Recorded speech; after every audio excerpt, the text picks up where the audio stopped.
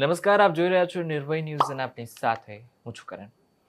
ગુજરાત સરકાર મોટે ઉપાડે મોડલ સ્કૂલના દાખલા આપતી હોય છે. નેતાઓ સ્માર્ટ ક્લાસ, મોડર્ન એજ્યુકેશનની વાત કરે છે, પણ શિક્ષકોની વાત આવે ત્યારે આ નેતાઓના મોઢેથી એક શબ્દ પણ નથી નીકળતો. વિધાનસભા ગૃહમાં પ્રશ્નોત્તરી કાળ દરમિયાન ખેડ બ્રહ્મા વિધાનસભાના ધારાસભ્ય તુષાર ચૌધરીએ રાજ્યમાં આવેલી પ્રાથમિક શાળામાં એક જ શિક્ષક ફરજ બજાવતો હોય તેવી કેટલી શાળાઓ છે, આ શાળાઓમાં શિક્ષકોની કેમ ઘટ વર્તાય છે, આ ઉપરાંત એક જ શિક્ષક હોય તેવી શાળાઓમાં શિક્ષકોની ભરતી ક્યારે કરવામાં આવશે તે બાબતે સરકાર પાસે જવાબ માંગ્યો હતો. અને જે જવાબ આપણા શિક્ષણ મંત્રી કુબેર ડિંડોરે આપ્યું છે તે સાંભળીને તમારા આંખ કાને વિશ્વાસ નહીં થાય. રાજ્ય સરકારે કોંગ્રેસ ધારાસભ્ય તુષાર ચૌધરીના પ્રશ્નનો જવાબ આપતા જણાવ્યું હતું કે રાજ્યમાં કુલ 1606 પ્રાથમિક શાળાઓમાં માત્ર એક જ શિક્ષક ફરજ બજાવે છે. વિચારો, જે સ્કૂલોની ચર્ચા પ્રધાનમંત્રી મોદી પોતાના ભાષણમાં કરતા હોય ત્યાં 1606 શાળાઓમાં તો એક શિક્ષક જ છે. આમ ભણશે ગુજરાત, આમ વધશે ગુજરાત. સરકાર ના તો કાયમી ભરતી કરી રહી છે, ન તો કોઈ પગલાં ભરી રહી છે. હવે આ બધામાં સામાન્ય જનતા પીસાઈ રહી છે. એ બાળકો કેવી રીતના ભણતા હશે જ્યાં એક શિક્ષકથી અંદાજે આખી શાળાઓ ચાલી છે? એ શિક્ષક કેવી રીતે દરેક વિદ્યાર્થી ઉપર ધ્યાન આપી શકતો હશે? મહત્વની વાત તો એ છે કે ગયા વર્ષ સુધીમાં તો 900 સ્કૂલ એવી હતી કે જે એક શિક્ષકથી ચાલતી હતી અને જે હવે વધીને 1606 થઈ ગઈ છે. જો કે આપણા શિક્ષણ મંત્રી ખાલી આશ્વાસન આપીને બેસી જાય છે કે શિક્ષકોની ભરતી કરીશું, પણ ક્યારે કરશે એ વાત કોઈને નથી ખબર. ત્યારે હવે આ બાબતને લઈને જ્ઞાન સહાયકના ઉમેદવાર પણ અત્યારે આકરા પાણીએ જોવા મળી રહ્યા છે.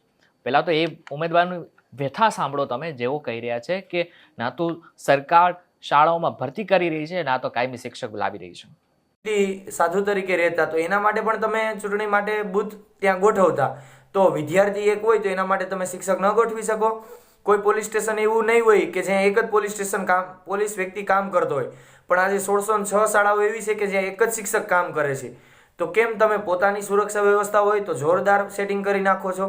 પોતાનું મત લેવાની વાત આવે ત્યારે તો તમે એક વ્યક્તિ કોઈ વિકલાંગ હોય કે કોઈ પગે ચાલી ન શકતા હોય એવા વ્યક્તિ હોય તો તમે ત્યાં ઘરે ગાડી લઈને મોકલો છો. પોતાની વાત આવે ત્યાં મક્કમ હોય છે, અને શિક્ષણ નામે જ્યારે આવે ત્યારે પાછો ફરીને તમે આંખ આડા અને કાન કરી દો છો.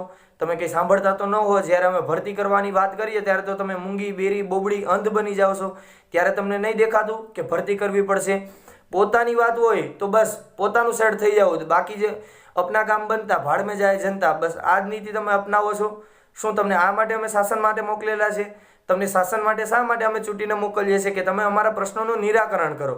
પણ આજે 156ની જે સરકાર બનેલી છે એની અંદર કોઈ માનવલાલ એવો પેદા નથી થયો કે જે કાયમી શિક્ષકની ભરતી માટે મુદ્દો ઉઠાવતો હોય.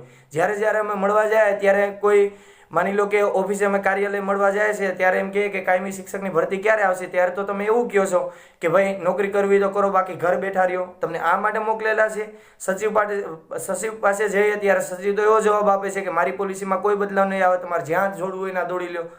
મુખ્યમંત્રી પાસે જાય અને ત્યાં અમે પ્રશ્ન કહીએ છીએ કે કાયમી શિક્ષકની ભરતી ક્યારે આવશે, તો એ ડાયરેક્ટ અજાણ્યા જ થઈ જાય, જાણે ખબર જ નથી હોતી. તો એવું જણાવવામાં આવે છે કે મને તો ખબર જ નથી કે કેમ કાયમી શિક્ષકની ભરતી નથી આવતી. તમે બધાએ અજાણ્યા થવાનું રહેવા દો. કાયમી શિક્ષકની ભરતી ક્યારે આવશે ને એ કરો. તમને સત્તા માટે ત્યાં એટલા માટે જ બેઠાડા છે. તમે 5 વર્ષ પોતાનું અડીખમ બધું સજાવટ બધું કમ્પ્લીટ કરીને પછી જતા રહ્યો છો. શિક્ષણ નામે જે થવું જાય તમારી એની કોઈ પડી જ નથી. શું તમને શિક્ષણમાં રસ જ નથી? તમને શિક્ષણમાં રસ ન હોય તો તમે પોતાના પદ છોડી દો, બાકી જનતાને ગુમરાહ કરવાનું રહેવા દો. ગઈ બજેટની આપણે વાત કરીએ તો 43,651 કરોડનું બજેટ હતું ભૂતકાળનું 23-24નું. ક્યાં તમે વાપરા એનો હિસાબ તો તમે આપતા નથી. અને ચાલુ વર્ષનું આપણે બજેટની વાત કરીએ 2024-25ની તો 55,114 કરોડ શિક્ષણ પાછળ તમે ખર્ચ કરવાના છે. તો ક્યાં ખર્ચ કરશો, કેટલો ખર્ચ કરશો? તમે બસ નવી નવી યોજનાઓ લાવો છો. સરસ્વતી યોજના છે, નવોશ્રી યોજના છે. આ બધી યોજનાઓ દ્વારા તમે હું જનતાને ખાલી બાળકોને છે ખવડાવવાને ખાલી સાયકલ ફેરવા માટે મોકલો છો નિશાળે? એ ભણવા નહીં માગતા તો એને પણ ભણવું છે. કાયમી શિક્ષકની ભરતી કરો જેથી કરીને કોઈ પણ વિદ્યાર્થી છે એ સારી રીતે ભણી શકે. અને તમે 11 મહિનાના કરાર આધારિત ભરતી કરી જ્ઞાન સહાયકનું અમુક ગતકડું રાવો છો. આ સ્કૂલ ઓફ એક્સેલન્સ બસ ખાલી કલર ચોપડી દો, બાકી અંદર તો કંઈ હોતું નથી. જૂનું માળખું હોય એ જ બિલ્ડિંગનું હોય છે. નવા તમે રમકડાના ખટારા ભરી દો. છોકરાઓ રમવા માટે જ આવે છે, ભણવા માટે નથી આવતા. તો ભરતી નામે તમે વિચારણા કરો અને મોટી મોટી જે ડંફાસો તમે મારો છો એ બધી રહેવા દો. ખાલી તમે જો એટલું જ બધું તમે સારી વિધાનસભા ચલાવતા હોય તો વિધાનસભાનું લાઈવ કેમ નહીં કરતા? ત્યાંથી લાઈવ તમે શું અંદર બધી ઘોરખોદો છે એ બધી બહાર જનતાને ખબર પડે જ છે. જનતા કોઈ મૂર્ખ નથી. તો મોટી મોટી વાતો કરવાનું રહેવા દો અને ભરતી ક્યારે આવશે એનું કેલેન્ડર બહાર પાડો. તો જેટલા પણ શિક્ષણ વિભાગ સાથે સંકળાયેલા હોય, સચિવો હોય, મંત્રીઓ હોય, અધિકારીઓ હોય, એને પણ મારે જણાવવું છે કે તમારો કાર્યકાળનો સમય હોય ત્યારે તમે ફરજ રૂપે હોય એમાં અમે સ્વીકારીએ છીએ, પરંતુ શિક્ષણની ઘોર ખોદાતી હોય ત્યાં બોલવું એ એક આમ જનતાનો પણ પ્રશ્ન બની ઉઠે છે. તો કોઈ પણ જગ્યાએ આવી રીતે અન્યાય થતો હોય તો તમે પણ સવાલ ઉઠાવો અને મંત્રીઓને પણ મારે કહેવું છે કે તમે પણ મોટા પાયે કાયમી શિક્ષકની ભરતી કરો.